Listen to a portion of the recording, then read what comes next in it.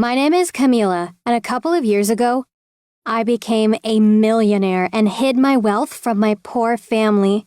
Our family was poor, but my father didn't want us to be the food stamp family, so we were a child labor family. All of us worked.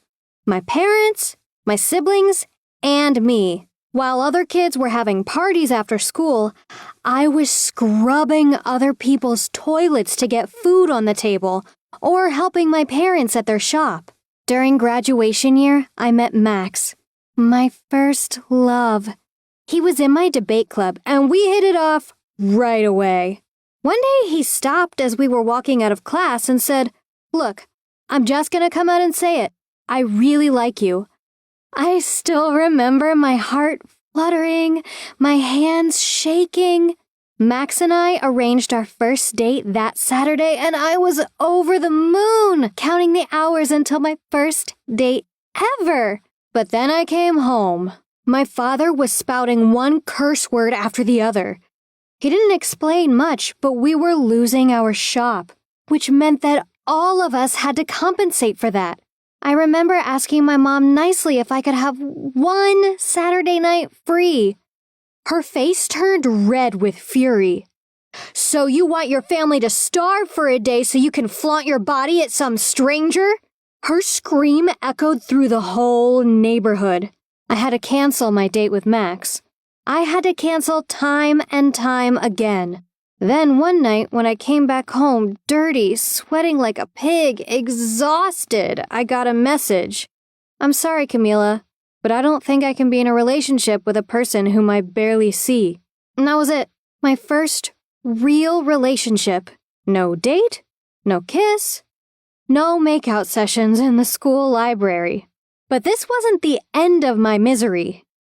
My parents told me that if I wanted to study at university, I would have to pay for everything myself and still help them.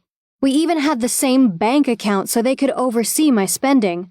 I knew that this was a setup for disaster, but I agreed. I'd come back home for the weekend, and my dad would say, "It seems like you're spending way too much in the coffee shops." I thought that I'd go insane, but then one strange event led to another and my life started changing. It was a birthday party for my friend. I was dancing on the dance floor, tipsy and happy, when someone grabbed my hand. It was Max. He looked pretty happy to see me. We were laughing like the old times, and I thought this was my second chance with him, you know? But a girl appeared out of nowhere and Max introduced me to his girlfriend. She looked me up and down, looked at my earrings, and told me she loved them. From time to time, I'd create this elegant jewelry for myself, as I couldn't afford to buy them from shops, and she wanted to make a couple for her, too. That moment, I felt that something big was coming. I sold her earrings a couple of days later, and soon enough, I got a message from her saying that her friends would like to buy some jewelry, too.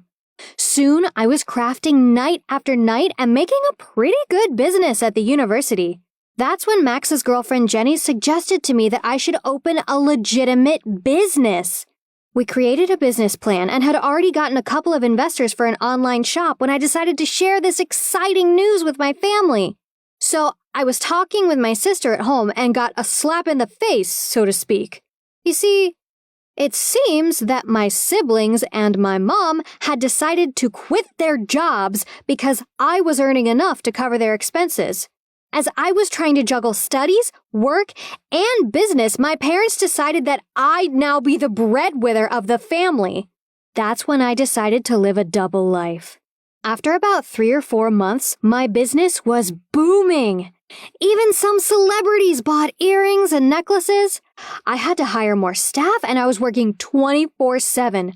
I was earning thousands, tens of thousands, and then millions.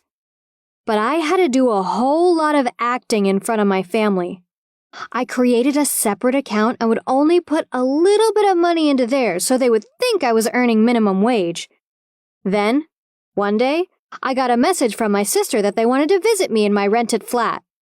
I looked around at my 2-bedroom apartment and I understood that this wouldn't fool them. I went on Craigslist, found a dirty place with a mattress in the middle of the room and barely working plumbing, and moved in there that very day.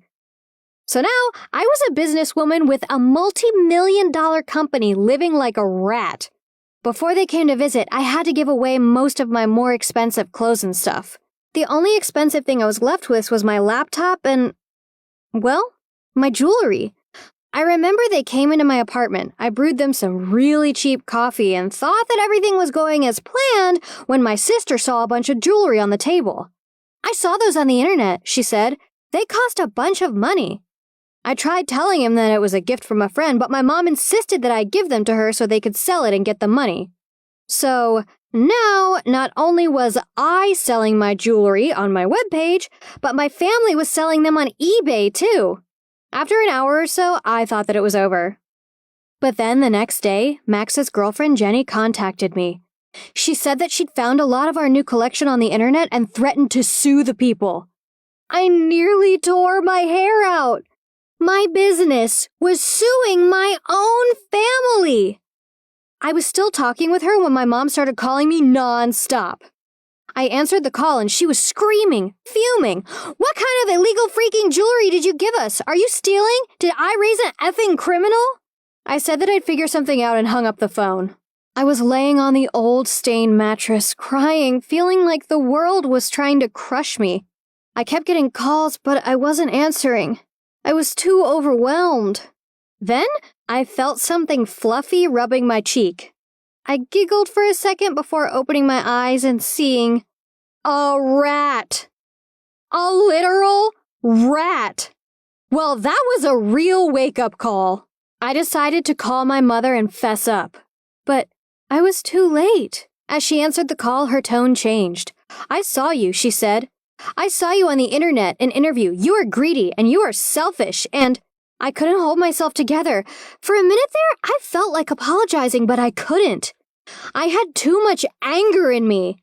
I told her to shut up for a minute and listen to me for once. I told her how tired I was of the responsibilities, how unhappy I was growing up, how unfair it was for me never to be able to play with other children or even have proper friends. She hung up on me, and I was sure that I had lost my family. But life still had some surprises for me. I got a message from Jenny saying, "You know, the world won't collapse if you take a break and be happy for a while." I didn't understand what she meant, but at the same time I heard a doorbell ring. As I opened the door, I saw Max standing in front of me with flowers. "You know, I think just to be there for you would be quite enough for me," he said, as I jumped into his embrace and kissed him. That was my first date with Max, on a dirty mattress with my whole world collapsing and a rat running around me as he was holding me. I woke up that morning exhausted from crying and answered another call from my mom. I was ready to hear her scream again, but I heard the most surprising thing I have ever heard in my life, which was, "Sorry." She just said, "I'm sorry." After about an hour, I hopped on the bus, came back home, and we hugged for about 4 hours straight, mumbling through tears. Eventually, I worked it out with my family. We were all guilty of not letting anyone know how we actually felt and letting anger separate us. I agreed to lend them money so they could get their shop back and start supporting themselves. Eventually, I got it all. Career, family, love, friends, and strangely, I have to thank my boyfriend's ex-girlfriend who decided to support another girl instead of being petty and tearing me down. And in some way, I'm glad I got to see the poor life, 'cause not being able to buy the life I wanted taught me to create the life that I want.